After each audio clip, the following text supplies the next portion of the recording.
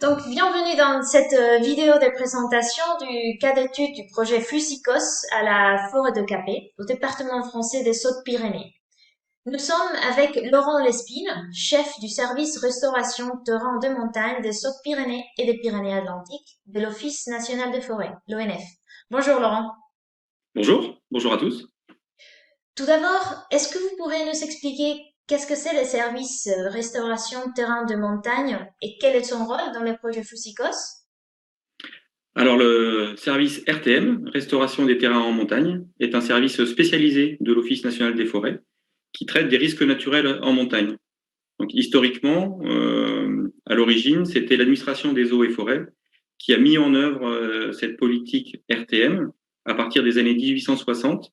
Donc, c'est une politique de l'État français en zone de montagne pour lutter contre l'érosion par des travaux essentiellement de reboisement initialement, puis des travaux aussi de génie civil pour lutter contre les différents phénomènes naturels que sont les avalanches, les crues torrentielles ou les chutes de blocs principalement. Donc aujourd'hui, notre mission principale, c'est toujours la gestion des terrains que l'État a acquis pour lutter contre ces phénomènes naturels en montagne. Et avec les compétences acquises depuis des décennies, la mise à disposition de ces compétences au préfet de département pour une assistance technique dans les domaines des risques naturels en montagne.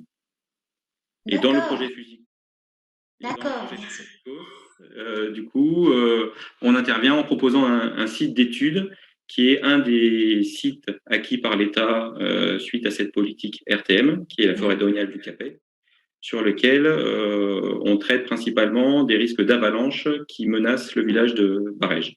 Mhm. Et c'est des risques d'avalanche à plus de 2000 mètres d'altitude et dans un endroit de difficile accès. Donc, est-ce que vous pourrez nous expliquer pourquoi ces phénomènes naturels des avalanches constituent un risque pour le territoire?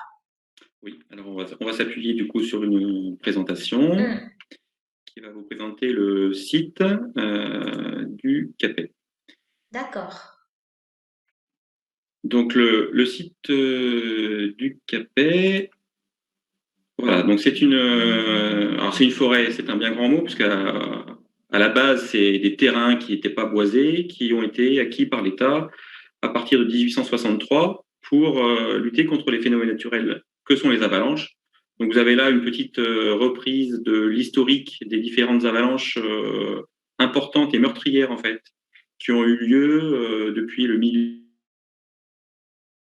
du l'acquisition de la forêt, du terrain, où on voit il y avait très régulièrement de nombreuses avalanches avec des destructions de maisons et des morts, en fait, hein, sur le village de Barège.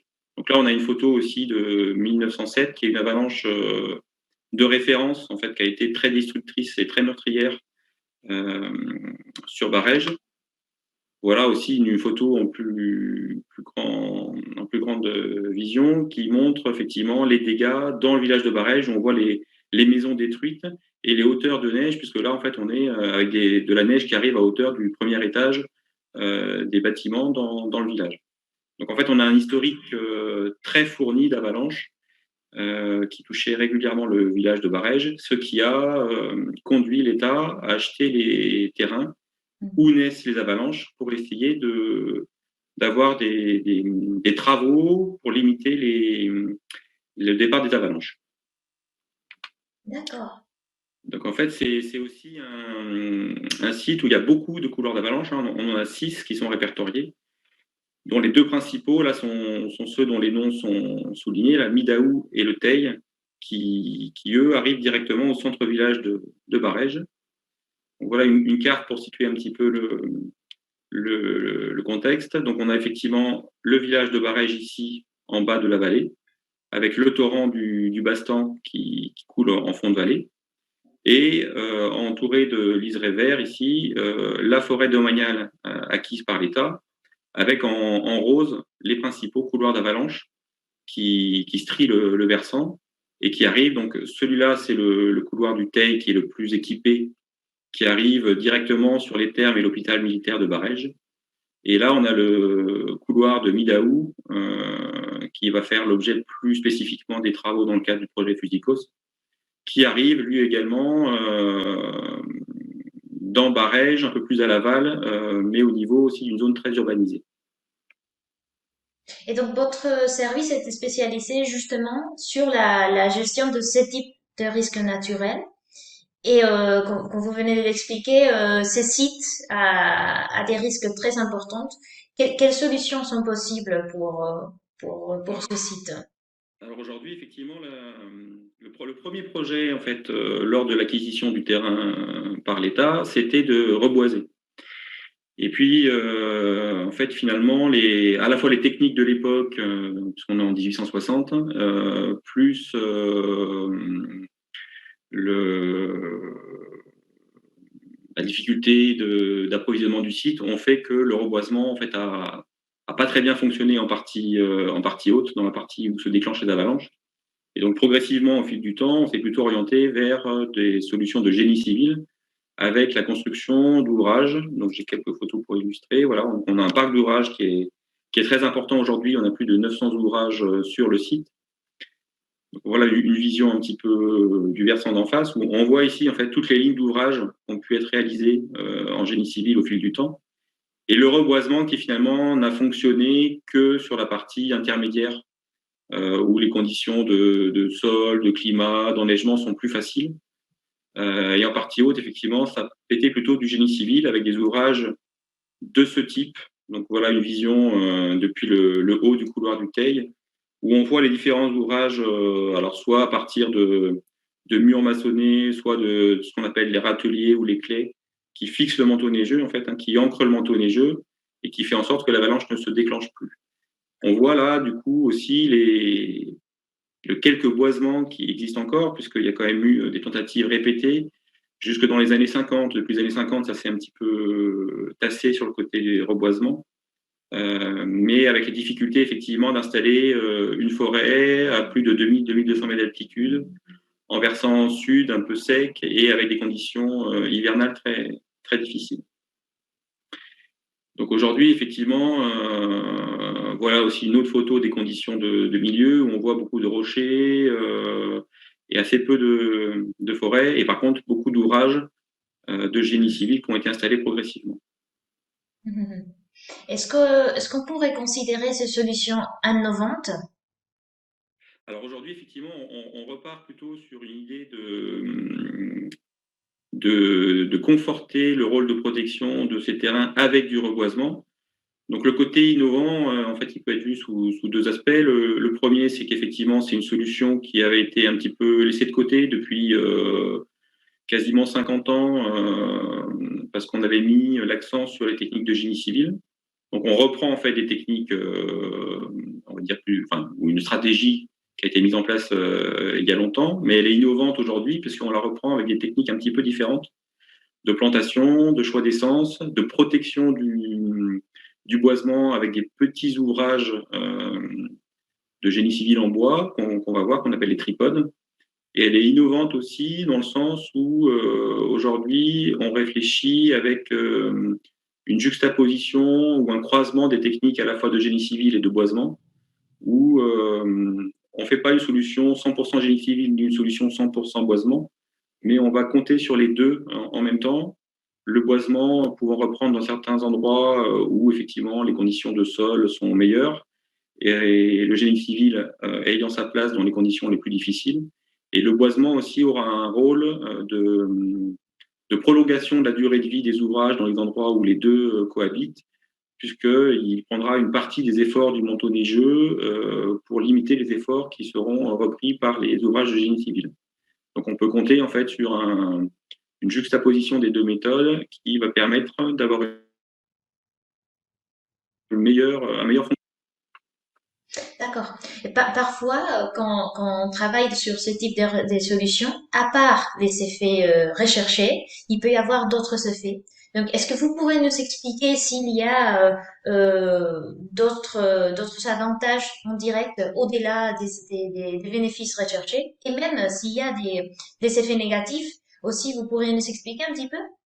Oui, alors là, juste pour illustrer aussi un petit peu le contexte difficile du site, on a une Mhm. photo effectivement hivernale qui montre très bien les conditions d'enneigement, où on voit effectivement que les ouvrages qui sont là, par exemple, qui font 4 mètres de haut, il y a certaines années où ils sont quasiment totalement enfouis, donc on a des hauteurs de neige assez importantes, qui sont aussi du coup un petit peu compliquées pour la reprise des plants. Euh, je pourrais peut-être y revenir après. Donc voilà, la solution en fait, c'est celle-là, hein, c'est du reboisement par collectif. Alors antérieurement, on faisait plutôt des reboisements en plein sur banquette. Aujourd'hui, on a un petit peu évolué dans les techniques. C'est aussi ça le caractère un peu innovant.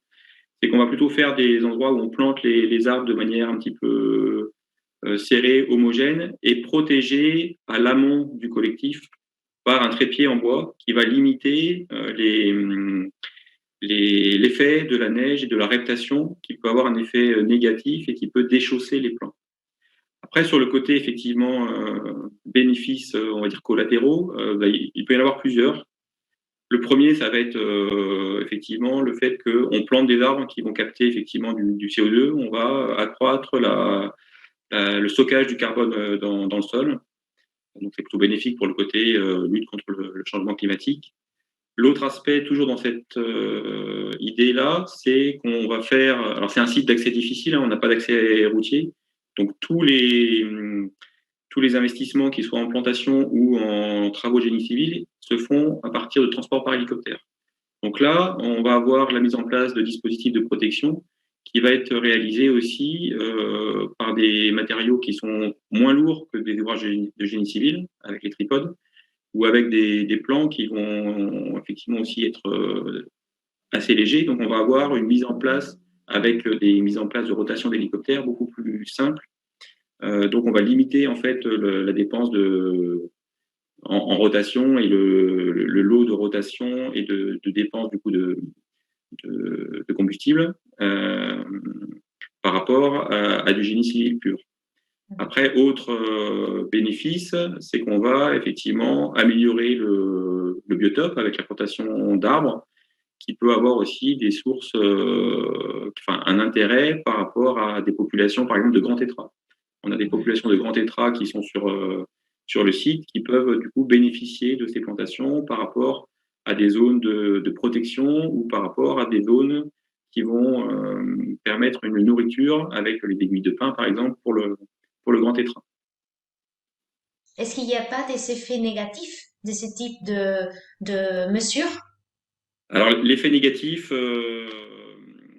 qu'on essaye du coup de limiter au maximum, ça va être les essences qu'on va introduire, donc les espèces d'arbres. Puisqu'en fait, on est dans l'étage subalpin des Pyrénées, et donc naturellement, dans cette tranche altitudinale des Pyrénées, on n'a que le pin à crochet en espèces naturelles. Aujourd'hui, on a aussi, et c'est ça le côté aussi un petit peu innovant, on a quelques difficultés pour mettre que du pain à crochet. C'est-à-dire qu'aujourd'hui, avec les effets du réchauffement climatique, les éventuels pathogènes qui peuvent arriver et qui impactent ce résineux, donc on a notamment une rouille vésiculeuse qui s'attaque à ce genre de pain qui monte en altitude, on a tendance à vouloir diversifier les plantations et les différentes essences pour avoir une meilleure résilience du peuplement forestier. Donc Mhm. aujourd'hui, effectivement, on cherche à diversifier. Et alors, qui dit diversification dit, par rapport à ce que je disais tout à l'heure, où on n'a que le pin à crochet qui est naturellement présent dans les Pyrénées, qu'on va avoir on va avoir recours à des essences qui sont pas autochtones. Et donc là, effectivement, il faut regarder pour concilier les attentes des différents interlocuteurs qu'on peut avoir sur le site pour limiter des effets négatifs qui seraient des essences qui vont avoir tendance à coloniser le milieu ou qui vont avoir des aspects esthétiques qui peuvent être considérés comme négatifs. Je pense par exemple au mélèze qui a des couleurs très différentes au printemps, à l'été et à l'automne qui sont pas habituelles dans le paysage pyrénéen. Donc là, il y a toute une réflexion effectivement sur les essences à planter. Et justement, précisément sur ces espèces d'arbres à planter, on sait que sur le projet Fusicos, afin de définir la solution basée sur la nature, le travail a commencé de manière participative avec un groupe de travail. En quoi consistait ce travail participatif et quelles ont été les conclusions? Alors effectivement, par rapport à ça, donc on a mis en place depuis 2019 un groupe de travail qui comprend le parc national des Pyrénées, puisqu'on est en zone euh, d'adhésion du parc national des Pyrénées dans cette zone-là, le Conservatoire botanique national des Pyrénées, qui a un rôle effectivement aussi de conseil sur tout ce qui est espèces naturelles qui peuvent être également invasives.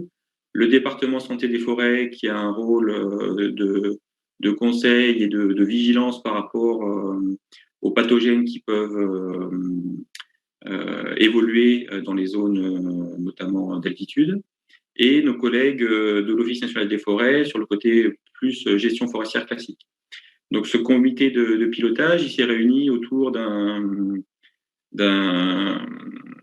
travail de fin d'études d'une ingénieure agronome qu'on a encadré en 2019, Laetitia Duval, qui a travaillé effectivement à partir de recherches bibliographiques, de travail sur des arboretums qui ont été créés depuis des dizaines d'années sur les Pyrénées, pour voir les différentes essences qui pouvaient être adaptées à notre contexte de reboisement dans un but par avalanche en zone subalpine des Pyrénées en versant sud. Donc elle a regardé effectivement dans la bibliographie, dans les différents sites, tout ce qu'on pouvait voir en termes de conditions de croissance des essences, d'acceptabilité par rapport effectivement à la capacité de colonisation des essences qui ne sont pas autochtones, par rapport au fait aussi de résistance mécanique des arbres par rapport aux conditions d'enneigement.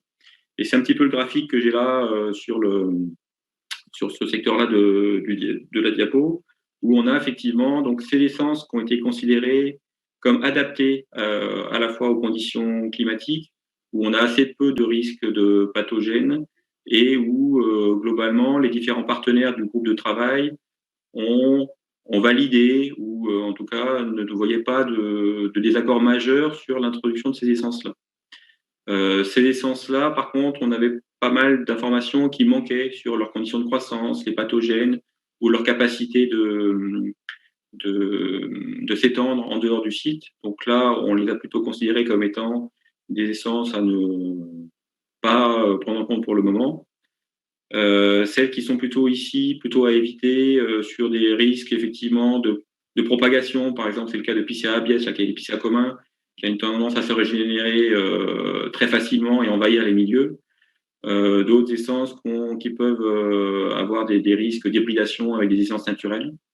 Et par contre, effectivement, on a ces essences-là qui peuvent être plus acceptées sous conditions, donc avec les partenaires, c'est-à-dire d'un suivi sur le site pour éviter leur propagation ou effectivement d'avoir une discussion avec les partenaires locaux par rapport à l'impact, par exemple, du mélèze, la décidua, qui peut avoir un impact négatif en termes de paysage et qui a un intérêt un petit peu moindre en termes de paravalanche puisque il perd ses aiguilles en hiver.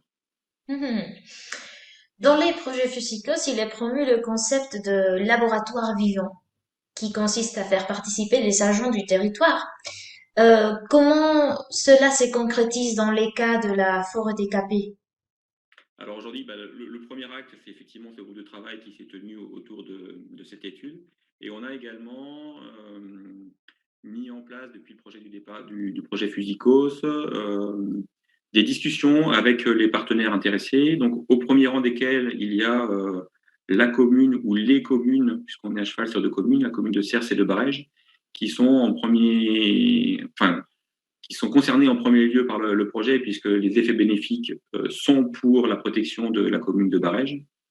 Et au travers, effectivement, des premières réunions qu'on a pu tenir avec la commune, qui a reçu effectivement les partenaires du projet Fusicos sur le terrain, on a deux projets qui se dégagent. Donc, un où on va mettre en place des ateliers des réunions pour expliquer effectivement le projet et recueillir le ressenti plutôt des habitants de la commune, peut-être des écoles également lancées cet automne à travers des réunions. Et une autre qui est un autre aspect qui est plutôt lié aux touristes, on va dire, aux gens qui ne sont pas du territoire, mais qui profitent, qui bénéficient du territoire par les activités touristiques, donc notamment les skieurs, parce que Barège est une station de ski qui accueille pas mal de monde, où on va essayer effectivement de les associer et de faire prendre conscience, connaissance des risques d'avalanche sur le territoire, des solutions basées sur la nature qu'on peut effectivement mettre en œuvre sur le territoire et voir un petit peu effectivement le ressenti et le, l'accompagnement dont on pourrait faire bénéficier ces populations-là par rapport au projet. Mhm. Bon, avant de finir, premièrement, merci beaucoup pour cette explication très illustrative, très intéressante. Mais nous ne voudrions pas terminer cette vidéo sans connaître, selon vous, quelle est la valeur ajoutée des solutions basées sur la nature et pourquoi est-il nécessaire d'avancer dans leur mise à l'œuvre? Alors aujourd'hui, effectivement, on a vu les premiers avec tous les co-bénéfices que peuvent apporter ces solutions-là. Et puis après, je le disais un petit peu en introduction, au départ, la première solution qui a été étudiée sur ce site-là, c'était le boisement, justement. Et puis finalement, on l'a mis un petit peu de côté au fur et à mesure parce que les ouvrages, on va dire, qui paraissaient plus modernes, l'ouvrage de génie civil, ont été mis en avant. Et du coup, les solutions basées sur la nature, reboisement, tripode, ont été mis un peu de côté. Et donc là, l'occasion du projet Fusicos, c'est effectivement de remettre sur le devant ces solutions-là, qui sont des solutions qui peuvent être effectivement plus économiques, qui peuvent être en adéquation avec ce que peut nous offrir le territoire et qui peuvent effectivement compléter de manière très intéressante les dispositifs de génie civil. Donc aujourd'hui, c'est vrai que dans le contexte de changement climatique, de remonter peut-être aussi de la ligne de végétation en altitude, c'est des solutions sur lesquelles effectivement c'est très intéressant de réinvestir pour l'avenir. Bon, Laurent, merci beaucoup pour votre intervention, pour votre présentation et pour nous avoir expliqué les cas d'études sur la gestion des risques naturels liés aux avalanches dans cette vallée française des Pyrénées. Merci et à bientôt. Merci.